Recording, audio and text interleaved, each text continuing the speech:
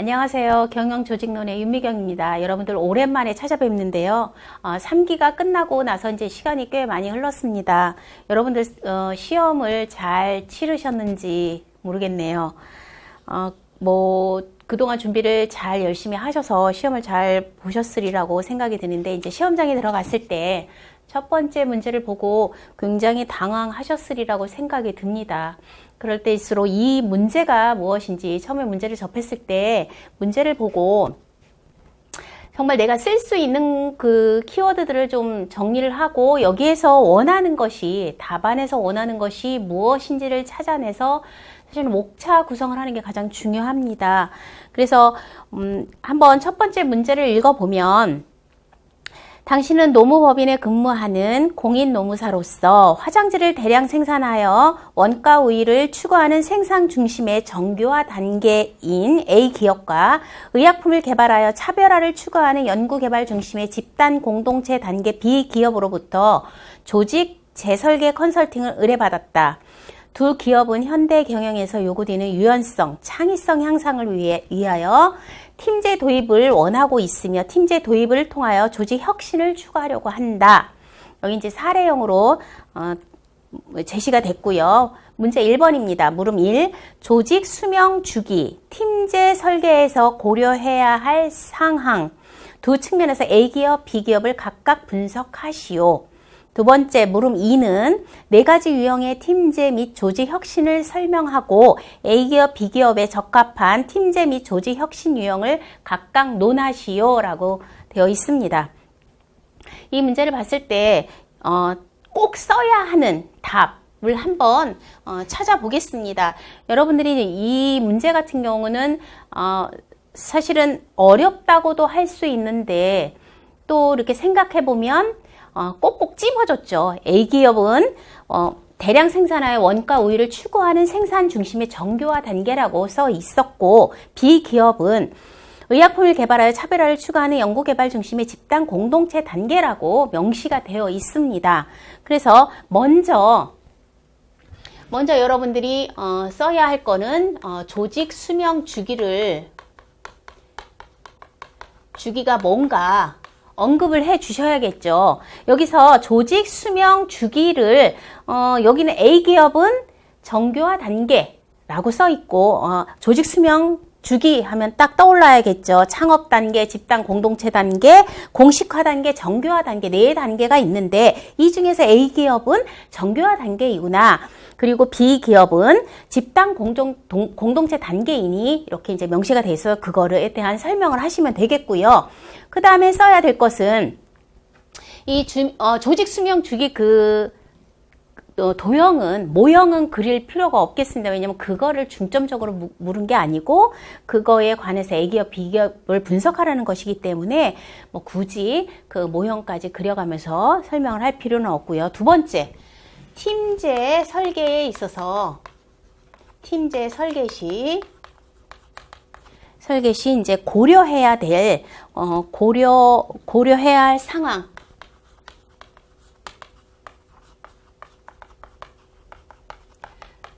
고려해야 할 상황이 무엇인지 그거에 대한 답을 써야 되는데, 여기서도 상황을 분석하는 데 있어서 구조 설계 할 때 고려해야 될 사항들은 굉장히 여러 가지가 있죠. 환경도 있고 기술도 있고 규모, 전략, 권력 이런 여러 가지가 있는데, 그 중에서도 포터의 원가 우위와 차별화, 그거를 딱 또 제시를 했습니다. 그래서 그거에 대해서 전략에 대한 그 포터의 전략 유형에 대해서 쓰시면 될 것 같습니다. 1번 문제는 이렇게 해결이 됐고요. 그 다음 물음 2에서 네 가지 유형, 팀제의 네 가지 유형을 써야겠죠.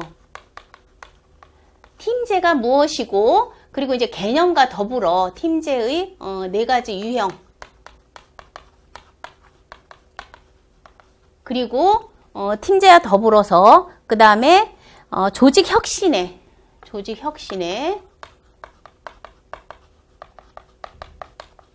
네 가지 유형, 그리고 다섯 번째는 A기업과 B기업에 적합한 비기업에 적합한 팀제와 조직 혁신을 매칭하라고 되어 있죠. 그래서 일단은 이 5가지는 꼭 답안에 써줘야 되는 것입니다. 그래서 여러분들이 이렇게 목차를 뽑아보다 보면 이제 이걸 이제 배열을 어떻게 할 것인지 예시답안으로 나간 것을 확인하시면 되겠고요. 그래서 여기서 꼭 답안에 들어가야 될 것들은 이렇게 목차 구성으로 일단 뽑아보고 그걸 이제 배열을 어떻게 할 것인지 어떤 내용을 집어넣을 것인지는 여러분들이 이제 조금 고민을 하셔서 쓰시면 될 것 같습니다. 그럼 살펴보겠습니다. 조직 수명 주기는 아까도 말씀드렸듯이 창업 단계, 집단 공동체 단계, 공식화 단계, 정교화 단계 이렇게 4단계로 나눠볼 수가 있겠죠. 먼저 창업 단계에서는 막 이제 기업을 창업을 했을 때는 창의성과 아이디어로 이제 승부를 걸어야겠죠. 그렇게 해서 이제 그 1인 체제로 이제 조직을 운영하고 창업자가 창업을 해서 혼자 주도적으로 이제 막 이끌다 보면 리더십의 위기를 느낍니다. 그때 이제 집단 공동체 단계 단계로 넘어갈 수가 있는데, 그러면 그때는 명확한 이제 방향 설정과 리더십의 이제 그것을 극복하기 위한 조직 구조를 이제 관료제가 그때 이제 나타나기 시작하죠. 그래서 그때의 관리의 초점은 비용을 감소시키고 이익을 극대화시키는 그런 부분으로 이제 옮겨가게 됩니다. 그래서 관료제 구조의 이제 정비로 인해서 효율성을 이제 추구하게 되죠.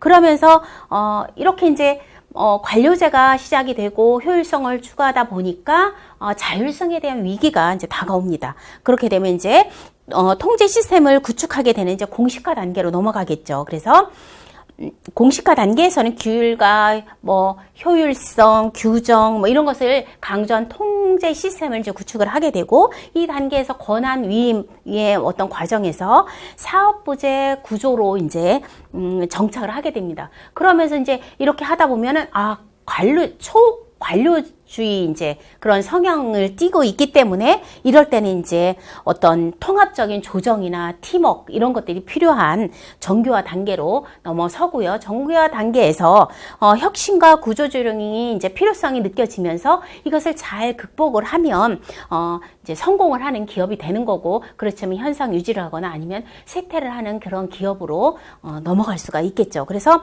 여기에서 이제 제시된 문제들을 한번 풀어보도록 하겠습니다. 조직 수명 주기는 지금까지 설명했듯이 조직이 탄생하면서 그동안 계속 변화를 겪어가면서 소멸하기까지의 어떤 그런 과정들을 조직 수명 주기라고 말하고 있습니다.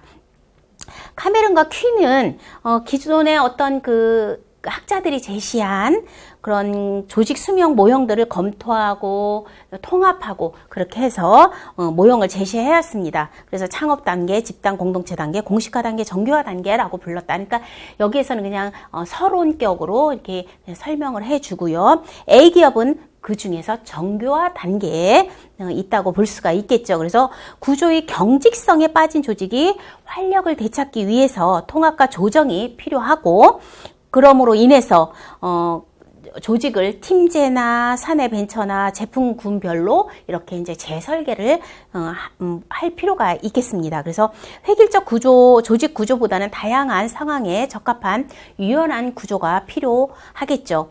그래서 팀제를 도입하고 동시에 상호 협동을 달성하기 위해서 수평적인 조정 기제를 강화를 하는 그런 것을 시도하게 됩니다. 비기업의 경우는 집단 공동체 단계입니다. 이 경우는 창업 직후에 이제 초기 이제 관료제로 이제 넘어가는 그런 단계죠. 그래서 1인 리더에 하는 것이 아니라 이제 시스템을 이제 구축할 필요가 있겠죠. 그래서 점차 이 시스템 관리를 점차 추구해 가면서 조직 운영의 초점도 비용 감소와 이익 극대화를 하는 것으로 이제 옮겨가게 됩니다. 그러면서 이 과정에서 조직의 명확한 목표와 방향이 이제 설정을 해야겠죠. 그래서 이런 경우는 조직의 성장이 가속화됨에 따라서 창업 단계의 비공식적 구조로부터 점차 이제 관료제 중심의 이제 비중이 늘어나고, 그러면서 관료제가 되면서 공식성이나 그리고 복잡성이 이제 증가하게 되죠. 그래서 계층이 증가하게 되고 역할의 이제 세분화가 진행이 됩니다.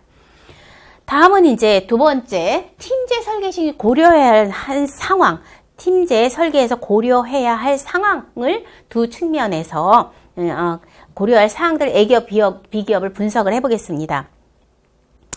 팀제는 조직 구조의 일종으로서 구성원 각자가 노력한 합 이상의 시너지를 창출하는 그런 조직을 말하죠. 그래서 팀제는 그런 그 어려운 상황들의 처한 상황들을 극복하기 위해서 각자 이제 이렇게 개개인이 능력을 창출할 수 있도록, 시너지를 할 수 있도록 그런 맞는 조직이라고 볼 수가 있겠습니다. 그래서 조직 구조 설계에 고려되는 상황 요인으로서 환경, 기술, 규모, 전략, 권력 등 이런 상황 요인들을 이제 분석을 해야 하는데, 여기서는 대량 생산과 원가 우위 중심의 A기업과 연구개발과 차별화 중심의 B기업이 이제 이미 제시가 되어 있기 때문에 거기에 포커스를 맞춰서 하면 되겠죠. 그래서 전략에 대한 것은 뭐 여러분들이 설명을 하셔도 되고, 근데 그래도 한 줄 넣어주면 좋겠죠. 전략이란 기업의 목적을 달성하기 위해서 경영 환경에 제약하에서 조직 전체와 그 구성 부문들 모두를 하나의 방향으로 이끄는 목표, 계획, 방침의 종합적으로 일컫는 단어다라고 말할 수가 있겠습니다. 처음에 이제 챈들러, 그 전략과 그 조직 구조 간의 연구를 한 전략, 그러면 챈들러, 그리고 마일즈와 스노우, 그 다음에 포터, 이렇게 넘어가면서 이제 연구가 된 것을 여러분들은 다 기억을 하고 계실 겁니다. 그래서 포터의 5가지 힘으로 규정되는 특정 산업 내 경쟁 관계 속에서 타 기업에 비해 우위를 점하는 방법을 크게 3가지로 나누었습니다. 첫 번째는 원가 우위, 두 번째 차별화 전략, 그 다음에 세 번째 집중화 전략. 이런 것이 있는데, 여기 A기업은 원가 우위 전략을 구사하고 있고, B기업은 차별화 전략을 차별화를 추구하는 그런 기업으로서 이제 그걸 설명하면 되겠죠. 그래서 A기업은 대량 생산과 원가 우위의 중심의 기업으로서 원가 우위 전략을 쓰고 있습니다. 그래서 원가 우위 전략은 타사에 비해서 상대적으로 원가 저렴한 가격으로 제품을 공급을 해야 하는 거죠. 그래서 타사에 비해서 원가 우위 저렴한 가격으로 제공함으로 인해서 타사에 비해서 경쟁 포지션에서 우월한 위치에 선점을 하는 것을 말합니다. 그래서 A기업은 대량 생산을 통한 원가 절감, 즉 규모의 경제를 중시한다라고 볼 수가 있겠습니다. 원가 우위 전략을 수립하는 기업에서는 집중성, 공식성이 높아지겠죠. 그래서 대량 생산을 위한 그런 거기 때문에, 그리고 그 관료제가 잘 이제 정립되는 그런 단계라고 볼 수가 있고요. 원가위 전략을 수립하는 기업에서 그래서 집중성과 공식성이 높아진다라고 볼 수가 있겠습니다. 그래서 효율성의 극대화 추구가 경영의 목표이죠. 효율성을 높이기 위해서. 그래서 구성원에게 재량권을 폭넓게 인정하기보다는 감독과 관리를 강조하고 그리고 작업 절차가 이제 표준화가 되어 있다는, 지금 이제 집중성과 공식성을 이제 말하고 있는 거죠. 그래서 구성원을 철저히 감독하기 위해서 관리 인력의 수가 늘어나 중간부가 이제 두터운 그런 조직을 말하고 있습니다. B기업은 연구개발과 차별화 중심의 기업입니다. 차별화 전략은 타사가 제공할 수 없는 특이하고 우수한 제품 및 서비스를 제공하는 것을 말하죠. 그래서 의약품 개발을 하는 기기업에서는 비기업의 특성상 독특한 특성과 효능을 가진 신약 개발에 집중한다고 볼 수가 있겠습니다. 그래서 차별화 전략을 수립하는 기업에서는 분권화 그리고 유연성이 강조된다고 볼 수가 있겠습니다. 그래서 변화하는 시장 상황에서 빠른 시간 내에 남들이 하지 않는 독특하고 차별적인 제품을 만들어야 하기 때문에 연구개발 인력이 늘어나고 고객과의 어떤 접촉을 늘리기 위해서 일선 그 종업원들에게 고객과 접점에 있는 그런 종업원들에게 어떤 폭넓은 재량권을 부여를 하게 되죠. 그래서 이는 위험 감수 및 창의적 사고를 하기 위한 어떤 방법이라고 볼 수가 있겠습니다. 여기까지 그러면 해결이 됐다고 보고요. 팀제의 그러면 4가지 유형은 무엇이며 조직 혁신의 4가지 유형이 무엇이고 거기에 A기업과 B기업에 적합한 팀제와 조직 혁신 유형은 어떤 것이 있는지 이제 매칭을 시키는 그런 문제입니다. 팀제의 4가지 유형이 있습니다. 팀제의 4가지 유형은 먼저 그 조직 내에서 발견 가능한 팀의 유형 중 가장 일반적인 4가지는 문제 해결팀, 자기관리팀, 자율작업팀이라고도 하죠. 그리고 교차기능팀, 가상팀 이렇게 4가지로 나눌 수가 있겠습니다. 문제 해결팀은 주기적으로 모임을 갖고 품질이나 능률 그리고 작업 환경 등을 그런 것을 개선하기 위해서 논의를 하는 팀으로서 주로 아이디어 공유와 문제 해결 방안 이런 것을 미션으로 삼고 있습니다. 그래서 품질 분임조가 여기에 해당이 된다고 볼 수가 있겠죠. 두 번째 자율작업팀, 자가관리팀 이라고 부르는 것은 상호 관련성이 매우 높거나 상호 의존적인 직무를 수행하며 해당 직무에 대한 계획 및 통제 기능까지 담당하는 10명에서 15명기의 인원으로 이제 구성된 팀을 말합니다. 그래서 이 팀에는 자율성이 부여가 되고요. 그리고 이제 그럼으로 인해서 종업원들이 이제 동기부여도 되고 그리고 그렇지만 이제 갈등이 발생을 하면 서로 이제 조율이 잘 안 된다는 효과적으로 대처하기가 힘들다는 그런 단점도 가지고 있지만 자기 관리팀이 있고요. 그 다음에 교차 기능팀입니다. 하나의 일을 달성하기 위해서 비슷한 직위에 서로 다른 분야의 사람들이 직원들이 구성된 팀을 교차 기능팀이라고 합니다. 그래서 프로젝트를 수행하거나 아니면 태스크포스 그런 팀을 구성할 때 주로 사용하는 유형이라고 볼 수가 있겠죠. 다양한 영역의 구성원들로부터 문제 해결을 위해서 아이디어를 폭넓게 공유하는 데 이제 도움이 됩니다. 그래서 이런 것이 있고요. 그 다음에 가상팀이 있습니다. 가상팀은 공동의 목표를 달성하기 위해서 물리적으로 분산이 돼 있죠. 이것은 뭐냐면 정보통신 기술, 화상회의나 온라인 채팅 이런 것들이 발전하면서 생겨난 거죠. 그래서 그런 것들을 활용해서 결속시켜서 이제 문제를 해결하는 팀을 말합니다. 그래서 비대면이지만 만나서 하는 건 아니지만 그래도 서로 이런 온라인을 통해서 상호작용을 하기 때문에 일단 신뢰가 바탕이 되어야 하고요. 그리고 서로 이제 모든 하는 일들이 이제 공개가 되어야 되고요. 그리고 그렇게 일을 하지만 결국은 어떤 그 일이 눈에 보이는 결과물로 나타나야 되겠죠. 그래서 이러한 그 팀제의 4가지 유형은 이렇게 4가지로 볼 수가 있고요. 조직 혁신의 4가지 유형입니다.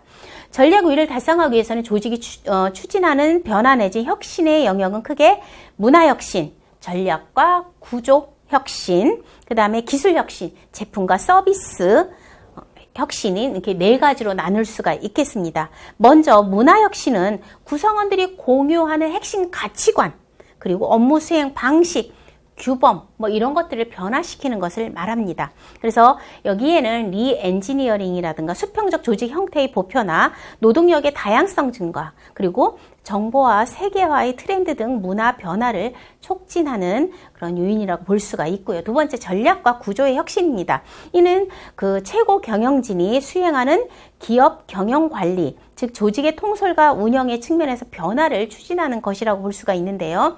경영 전략이라든가 조직 구조, 정책, 보상 시스템, 노사관계, 회계 예산 시스템 이런 거를 포함한 그런 변화를 이야기하고 있습니다.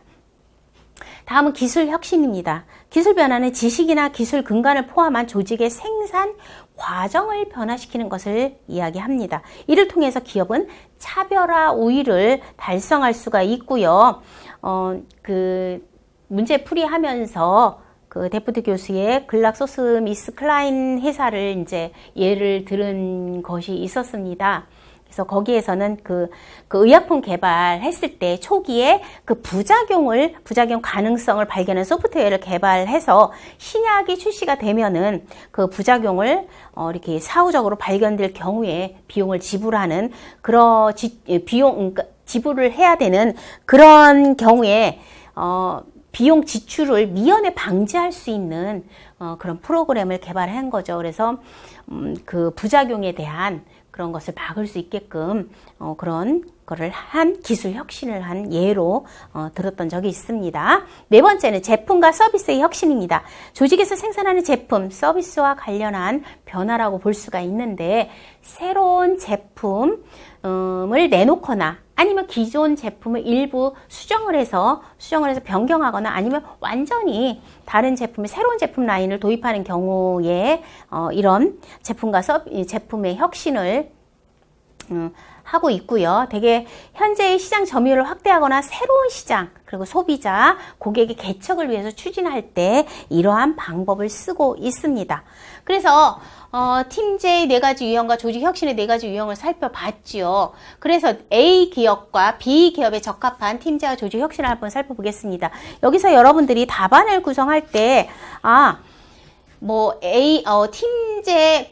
팀제가 적용 가능한, 팀제 측면에서 분석을 할 수가 있고, 조직 혁신에서 A 기업, B 기업을 분석할 수도 있지만, 또 A 기업에, 적합한 팀제와 조직 혁신, 이렇게, B 기업에 적합한 팀제와 조직 혁신, 이렇게 답안 구성을 하셔도 좋을 것 같습니다. 네, 제가 한 거로 보자면 팀제의 측면의 분석을 보자면 A 기업에서는 문제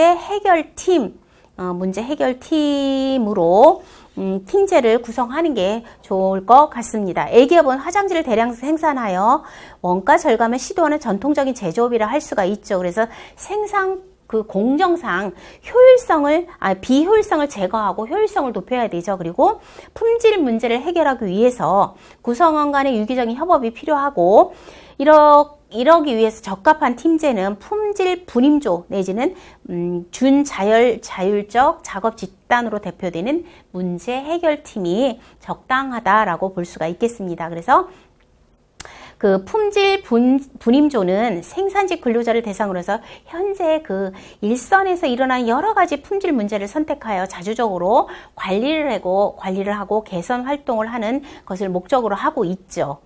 그리고 A 기업에서 적합한 조직 유형으로 보자면 제품의 혁신을 들 수가 있습니다. A 기업은 좋은 화장지를 개발하기 위한 좋은 화장지를 대량으로 생산을 해야 되죠. 그렇기 때문에 기존의 연구 결과를 종합하면 혁신의 성공은 기술 부문과 마케팅 부문 간의 어떤 협력을 해야 하는데 신제품 혁신을 위해서는 각 부서별 전문성을 확보를 하고 이들 간의 조정을 위한 장치들이 필요하겠죠. 그래서 제조 혁신 기업들은 고객, 전략적 파트너 그리고 공급자 이런 다양한 이해관계자들이 제품 개발에 직접 참여를 하는 어떤 개방적인 혁신을 실행하고 있다라고 볼 수가 있겠습니다. 그래서 이게 딱 맞아 떨어지듯 이게 그렇게 볼 수도 있지만 여러분들이 이게 제품의 혁신이다라고 했을 때 우리가 배운 이론들을 적정하게 논리적으로 풀어낼 수 있으면 되겠습니다. 그 다음에 B 기업에 적합한 팀제를 보면 교차 기능팀 그리고 이제 가상팀도 어느 정도 적절하다고 볼 수가 있겠습니다. 왜냐면 만나지는 않아도 어떤 특수한 목적을 위해서 하는 일이기 때문에 그래서 어떤 그 정보통신 기술을 활용해서 문제를 해결을 하고 뭔가 가시적으로 나타내는 그런 게 가상팀도 가능할 것 같은데 저는 이제 교차 기능팀으로 했습니다. B기업은 새로운 의약품을 개발하는 연구개발 중심의 조직이고 또 다양한 아이디어를 수집하고 또 이거를 구체적 생산 현장에 반영할 수 있도록 아이디어를 제품 개발 절차에 전반적으로 아우르는 팀제가 요청이 되고 있죠. 그래서 이에 적합한 팀제는 교차 기능팀 내지는 교차 기능팀, 기능 횡단팀 이렇게 볼 수가 있습니다. 태스크포스는 효과적인 혁신을 위해서 서로 다른 분야의 전문가들이 유기적으로 연결되어 있는 구조라고 볼 수가 있죠. 그래서 이런 경우는 유연한 조직이라는 점 그리고 전문성에 기반해서 수평적으로 직무 정문화가 이루어지고 있고요. 전문가들이 집단인 프로젝트 팀으로 구성을 할 수가 있습니다. 그 B기업은 또한 조직 혁신에 있어서 기술의 혁신을 들 수가 있죠. 의약품 개발에 필요한 기술 개발을 위해서는 연구개발 기능, 즉 R&D의 혁신이 요청이 되고 있습니다. 그러기 위해서는 양면적인 접근이 필요하죠. 분권화와 자율성이 그 핵심으로 들 수가 있고요. 그리고 아이디어가 창출되게 좋은 특성을 가지고 있는 그 분권화 자율성을 줌으로 인해서 유기적인 조직으로 함으로 인해서 아이디어를 창출할 수가 있죠. 그렇지만 또한 그 아이디어가 그 실행을 위해서 효율성 있게 이제 달성하기 위해서는 또 기계적 조직이 또 필요하죠. 그래서 그 아이디어를 내는 것은 유기적 조직 그리고 생산을 해내는 쪽에서는 기계적인 조직인 그 양쪽의 양면적인 접근 방법이 필요하다라고 볼 수가 있습니다. 그래서 이 양면적 접근 방법은 조직 구조를 혁신 창출 부서와 이 창출된 그것을 실행하는 혁신 실행 부서에 둘로 나누어서 설계를 한다면 그 혁신 창출 부서에서는 창의성의 발휘 아이디어 개발을 한다면 혁신 실행 부서에서는 아이디어 효율적인 실행을 담당하는 어떤 활용을 하는 역할을 맡는다라고 볼 수가 있겠습니다. 그래서 일반적으로 탐색 부서와 유기적 구조 그리고 활용 부서는 기계적 구조로 이렇게 하면 양면적인 접근을 하게 된다면 이런 조직은 혁신적인 제품과 서비스를 더욱 성공적으로 출시할 수 있겠다라고 볼 수가 있겠습니다. 여기까지 이제 작성을 한다면 아주 좋은 답안이 될 수 있겠습니다. 그래서 여기서 조금 뒤에 보면은 기술 변화를 촉진시키는 기법이라고 해서 이제 시간이 여기까지 쓰셔도 사실은 시간이 부족하셨을 겁니다. 그런데 좀 시간이 더 할애가 된다면 기술 변화의 촉진 기법까지 써주신다면 좋겠지만 이거는 굳이 꼭 필요한 상황은 아닙니다. 근데 기술 변화의 촉진 기법을 보면 구조 전환이 있고 기업가 정신 협동팀 이것은 이제 기술 변화를 촉진시키는 어떤 기법이라고 볼 수가 있겠습니다.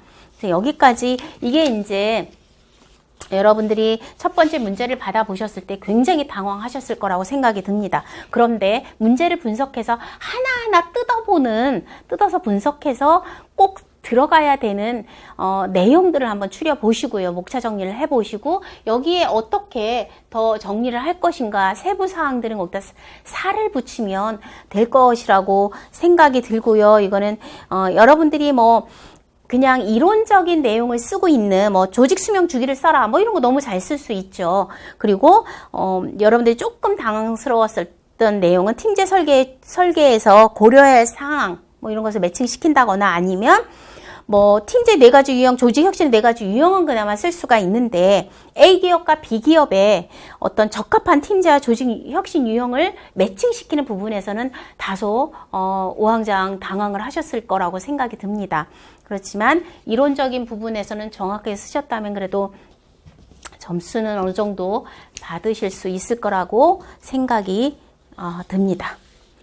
두 번째 문제를 풀어보도록 하겠습니다. 두 번째 문제는 조직 시민 행동의 개념 및 5가지 구성 요소를 설명하고 조직 시민 행동이 조직의 생산성 향상에 기여하는 이유를 설명하시오. 이 문제는 우리가 두 번 다루었던 문제입니다. 그래서 여러분들이 잘 정리를 하셨다면, 잘 정리하시고 암기가 되었다면은, 쓸 수 있는 내용이라 생각이 들긴 하지만, 조직 시민 행동 어떻게 생각해보면 좀 약간 쉬운 내용이라서, 그 핵심이 없어서 오히려, 뭐, 설렁설렁해서 완전한 내용 정리가 안 돼서 못 쓰신 분들이 있으실까 사실은 그것이 살짝 걱정되긴 하는데요. 두 번이나 다뤘던 문제이기 때문에 잘 숙지를 하고 계셨으리라 생각이 듭니다. 조직 시민 행동의 개념을 보겠습니다. 조직 시민 행동은 조직에서 공식적으로 요구되는 의무도 아니고요. 그거를 함으로 인해서 적절한 보상이 주어지는 것도 아닙니다. 그렇지만 개인이 역할 외로 자발적으로 수행하면서 이제 조직에 도움을 주고자 하는 그런 긍정적인 모든 행동을 조직 시민 행동이라고 합니다. 그래서 즉 조직의 효과적인 기능을 촉진시키는 개인의 어떤 재량적인 어떤 행동을 말하는 거죠. 그래서 조직 시민 행동은 조직원들이 조직의 원활한 운영을 위해서 공식적으로 주어진 업무 외에 자발적으로 수행하는 것을 조직 시민 행동이라 합니다. 여기서 OCB라고 쓰실 때는 여러분들이 이제 Organizational Citizenship Behavior, 그래서 그 풀네임을 써주고 OCB를 써주는 게 가장 좋습니다. 만약에 그냥 자신이 없다면 여기서 문제에서 그냥 조직 시민 행동이라고 했으니까 그냥 그거로 쓰시는 것도 좋을 것 같습니다. 여기서 이제 제가 목차를 한번 뜯어보겠습니다. 조직 시민의 행동의 개념 써야겠죠. 첫 번째 목차. 두 번째, 조직 시민 행동의 5가지 구성 요소. 뭐 이거는 그냥 우리가 했던 내용들 그대로 박으면 되는 것입니다. 그래서 두 번째 목차가 그렇게 되겠고요. 세 번째는 조직 시민 행동이 조직의 생산성의 향상에 기여하는 이유. 목차가 3개가 딱 떨어졌죠. 그거에 대해서 설명을 하면 되겠습니다. 개념은 이제 이미 설명이 됐고요. 그래서 조직 시민 행동은 사실은 조직 시민은 서로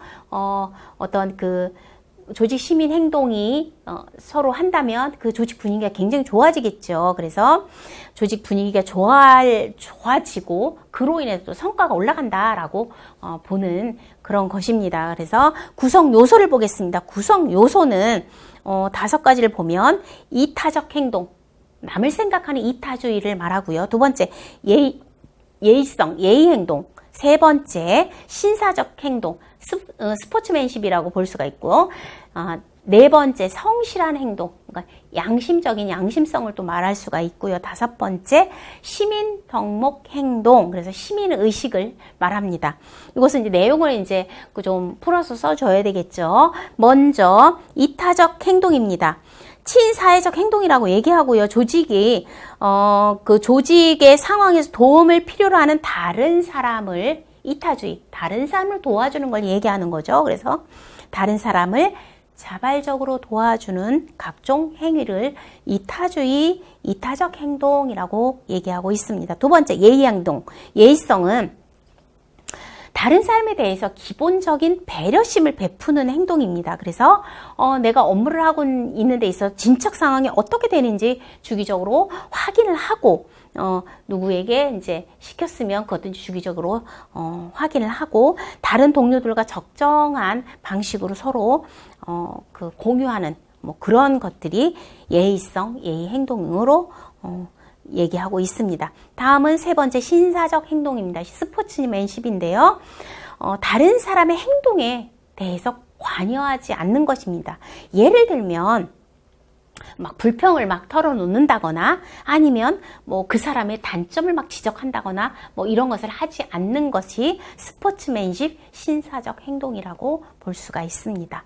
그 다음 네 번째 성실한 행동 양심성입니다. 직장이 요구하는 바를 잘 실행을 하는 거죠. 그래서 지각을 하지 않고 약속 시간을 잘 지키고 뭐 이런 것이 양심성이고요. 네 번째 시민 덕목 행동입니다. 이건 시민 의식인데요.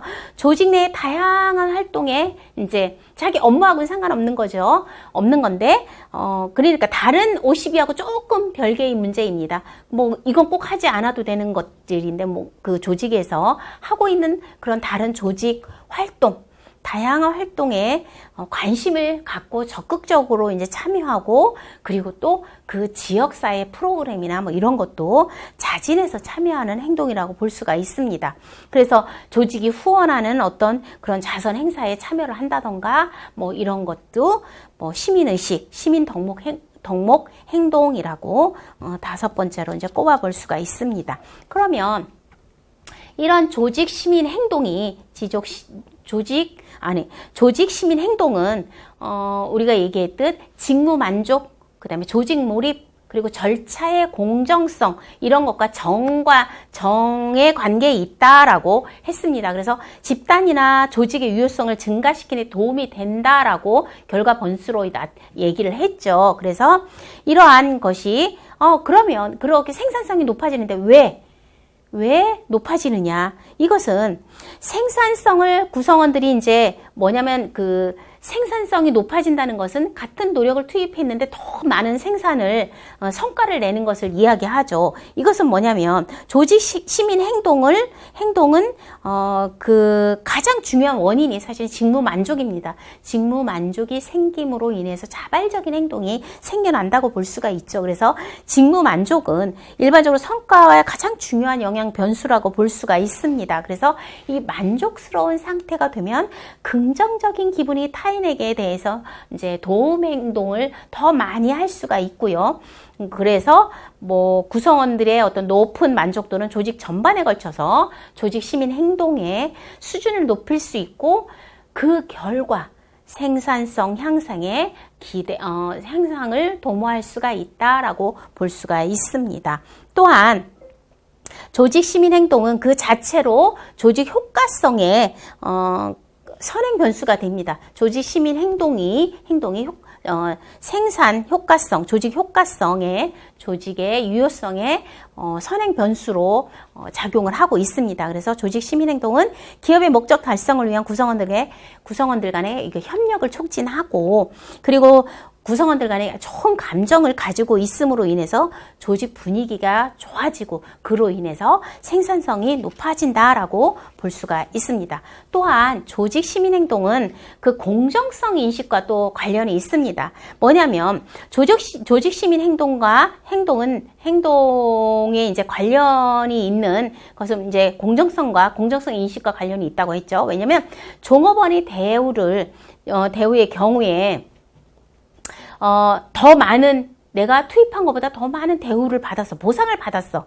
그런 경우, 사람이 좀 불편함을 느낍니다. 그래서 그 불편함을 벗어나고도 하죠. 그러기 위해서 자기가 자발적으로 더, 그 받은 것을 돌려주려고 그런 그 불균형을 이제 이게 맞추려고 하는 그런 행동을 하게 되죠. 그래서 회사가 구성원에게 노력 대비 더 많은 보상을 제공한다면 구성원들은 그에 대한 그 반작용으로 주변 동료를 돕게 되고, 그 결과 조직의 생산성이 올라간다라고 볼 수가 있겠습니다. 그래서 여기까지 그 조직 시민 행동은 쓰는데 무리는 없으셨을 거라고 생각이 듭니다. 그러면 세 번째, 거래적 리더십과 변혁적 리더십의 개념과 주요 구성 요인을 설명하고 각 리더별로 권력 원천과 상호 관련성을 기술하시오라는 문제입니다. 이것도 목차를 한번 뜯어보겠습니다. 먼저 거래적 리더십, 변혁적 리더십이 무엇인지 개념을 설명해야겠죠. 그 다음에 주요 구성 요인이 무엇인지에 대해서 설명을 하고, 다음 권력의 원천과 상호 관련성을 기술하시오. 리더십이 권력과 어떤 관계가 있는지 상호 관련성을 기술하라고 하는데, 그러면 권력이 무엇인지에 대한 설명이 필요하겠죠. 세 번째. 그리고 나서 그 권력과 상호 관련성을 지어서 설명을 하면 되겠습니다. 그래서 목차는 이렇게 뽑으시면 되겠고요. 첫 번째, 거래적 리더십과 변혁적 리더십의 개념입니다. 이 거래적 리더십은 번즈의 초기 연구를 발전시킨 베스가 이제 주장을 했는데요. 기존의 모든 리더십이 구성원과 리더 간의 어떤 교환 관계, 내가 이만큼 일을 해줬으니 보상을 해주는 어떤 교환 관계에 어떤 거래적 리더십에 치중이 되어 있다고 비판하는 과정에서 장기적인 관점에서 혁신을 위한 자극을 제공하는 새로운 유형의 리더십이 변혁적 리더십이다라고 주장을 했습니다. 그래서 거래적 리더십은 단기적인 안목에서 효율성을 추구하는 거라면 그 변혁적 리더십은 장기적인 관점에서 효율성에 초점을 맞췄다고 볼 수가 있겠습니다. 거래적 리더십은 역할과 임무, 규정을 정확하게 종업원에게 지시를 하고 명확히 이제 해줌으로 인해서 그 종업원이 목표 달성을 할 수 있게끔 지도를 하는 거라고 볼 수가 있습니다. 그러면 변혁적 리더십은 부하 직원들을 막 잘 격려를 하고 그리고 이제 막 고무시키고 동기부여를 해주고 그래서 이제 목적 달성을 하기 위해서 또 추가적인 노력을 할 수 있도록 또 막 격려하는 그런 리더십이라고 볼 수가 있겠습니다. 그러면 거래적 리더십 개념을 다시 한번 살펴보겠습니다. 거래적 리더십은 목표 달성을 위해 규정된 과업 행동을 효율적으로 수행할 수 있도록 적절한 강화 기제를 사용하는 리더십이다라고 볼 수가 있습니다. 여기에는 거래적 리더십의 구성 요인은 세 가지를 들 수가 있죠. 조건적 보상, 능동적 예외 관리, 수동적 예외 관리 세 가지를 들 수가 있는데요. 조건적 보상은 만족스러운 업무 수행을 해야 했을 때 거기에 대한 보상을 제공하는 것입니다. 두 번째, 능동적 예외 관리는 업무 수행 과정에서 적극 개입해서 지속적으로 그것을 관리를 하고 계속 이제 지도를 하면서 문제 발생 시 수정을 해주는 거고요. 수동적 예외 관리는 문제 발생 시에만 개입을 해서 수정을 하는 그런 것이라고 볼 수가 있겠습니다. 다음 변혁적 리더십입니다. 변혁적 리더십은 종업원들이 개인적 이익을 초월한 조직 차원의 이익에 기여할 수 있도록 이제 격려를 하고 구성원 개인의 성장과 발전을 위한 노력도 동시에 경제할 수 있는 독려하는 리더십이다라고 볼 수가 있겠습니다. 여기 이제 변혁적 리더십을 구성하는 요인은 영감적 동기부여, 이상적 역할 모델, 개별적 관심, 그리고 지적 자극이 있습니다. 첫 번째 영감적 동기는 비전을 제시하고 그 다음에 이를 열정적으로 이제 소통을 하면서 하는 것이고요. 이상적 역할 모델은 이상적인 리더로서 구성원들에게 어떤 모범을 보이는 행위를 이야기합니다. 개별적 관심은 구성원 개개인의 어떤 욕구와 감정을 파악해서 적절한 코칭과 어떤 지원을 실시하는 것을 말합니다. 지적 자극은 기존 관행에 대해서 의문을 가지고 새로운 관점에서 현상을 바라보도록 자극을 시키는 그런 것을 이야기하고 있습니다. 그럼 여기까지 거래적 리더십과 변혁적 리더십의 개념과 주요 구성 요소를 살펴보았습니다. 다음은 권력을 살펴봐야 되겠죠. 권력과 리더십 유형과의 상호 관련성을 찾기 위해서 그럼 권력이 무엇인지, 권력은 한 개인이나 집단의 행동을 내가 원하는 대로 내 의지대로 바꿀 수 있는 힘을 말하죠. 그런 능력을 말하는데 프렌치와 레이븐의 권력의 원천을 5가지로 나누고 있습니다. 첫 번째, 강압적 권력. 두 번째, 보상적 권력. 세 번째, 합법적 권력. 네 번째, 전문적 권력. 다섯 번째, 준거적 권력. 이렇게 나눌 수가 있는데요. 여기서 공식적으로, 사회적으로 어떤 부여가 돼서 사회적으로 인정을 받아서 주의로부터 발생하는 공식적 권력이 3가지가 있죠. 앞에 강압적 권력, 보상적 권력, 합법적 권력은 어떤 그 공식적인 권력이라고 볼 수가 있겠습니다. 네 번째, 다섯 번째 전문적 권력과 준거적 권력은 개인의 특성으로부터 비롯되는 어떤 개인적인 권력이다라고 구분할 수가 있습니다. 먼저 강압적 권력입니다. 권력 행사자가 처벌의 힘을 가지는 경우라고 말할 수가 있죠. 그래서 조직에서 구성원을 저쪽 좌천을 시킨다거나 그런 경우 연봉을 삭감한다거나 이런 거를 인사평가상에 어떤 불이익을 준다던가 이런 것을 할 수 있는 권력이죠. 보상적 권력은 권력 행사자가 상대방의 보상을 통제할 수 있는 힘, 이런 것을 말합니다. 보상을 하는 데 있어서 물리적인 것뿐만이 아니고 어떤 상징적인 것, 정신적인 것 모든 것을 포함합니다. 그리고 합법적 권력입니다. 조직이 개인에게 부여한 공식적 권한을 말하고요. 조직 내에서 직위, 규정, 법규, 이런 것으로도 발생을 하게 되겠죠. 네 번째, 전문적 권력입니다. 권력 행사자가 전문 지식이나 어떤 그 특정한 기술을 가지고 있고, 그리고 업무 수행의 노하우를 가지고 있을 때 이제 형성되는 것이 전문적인 권력입니다. 우리는 나보다 훨씬 잘하는 사람, 월등히 뛰어난 사람을 이렇게 그 사람의 능력을 믿고 따르기 때문이죠. 그리고 준거적 권력입니다. 이거는 개인이 바람직한 특질을 가졌을 때 이렇게 따르게 되는 그런 거죠. 그래서 권력을 수용하는 사람과 일체감이 조성될 때 발생을 하게 되죠. 그래서 그 사람이 권력을 행사하는데 굉장히 개인적인 매력을 가지고 있거나 아니면 상대방으로부터 굉장히 존경을 받고 있거나 이럴 때 이런 준거적 권력을 가지게 됩니다. 그럼 여기까지 권력을 설명을 했습니다. 그러면 거래적 리더십과 변혁적 리더십이 어떻게 매칭을 시켜야 될까? 거래적 리더십은 조건적 보상, 각종 규정, 절차, 상사의 지시, 그리고 명령, 그러니까 이제 그런 리더십의 발휘 수단으로 사용하는 것이죠. 그래서 여기에서는 좀 강압적인 그런 공식적인 권력이 여기에 해당이 된다고 볼 수가 있겠습니다. 그래서 권력의 원천 중에는 공식적인 차원의 권력, 강압적 지시나 보상 및 규정과 절차의 강조, 이런 것들이 그런 리더가 여기에 사용될 수 있다, 사용된다라고 보시면 되겠고요. 반면 변혁적 리더십은 부하 직원에 대한 영감을 제공하고 직접적인 어떤 자극을 하고 개인적 차원의 관심과 배려, 스스로 역할 모델을 하는 그런 방식이 되기 때문에 권력의 원천 중에서 개인 차원의 권력, 즉 부하 직원에게 전문성에 입각해서 어떤 조언을 해주거나 어떤 성격적인 매력을 활용해서 구성원의 자발적인 권력을 수용할 수 있도록 동일화 내지는 내면화를 이끌어내는 어떤 개인적인 권력이 여기에 해당이 된다라고 보실 수가 있겠습니다.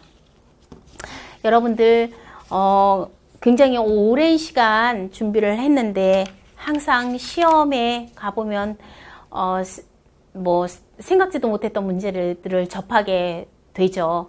그럴 때 이제 그래도 아는 것을 쓸 수 있도록 잘 뜯어서 문제를 내가 어떻게 뭐를 써야 되는지 아는 한도 내에서 써야 되기 때문에 이것은 경영 조직론 같은 경우는 막 지어서 낼 수 있는 것들이 없죠. 그래서 거의 정해져 있는 키워드는 꼭 들어가야 되는 그런 상황도 있지만 그래도 여러분들이 아는 내용들을 다 풀어서 쓰셨으면 하는 바람이 있고요. 그래서 좋은 점수를 받아서 모두 여러분들이 합격을 하셨으면 하는 바람이 있습니다. 여러분들 그동안 정말 너무 고생이 많으셨습니다. 수고하셨습니다. 감사합니다.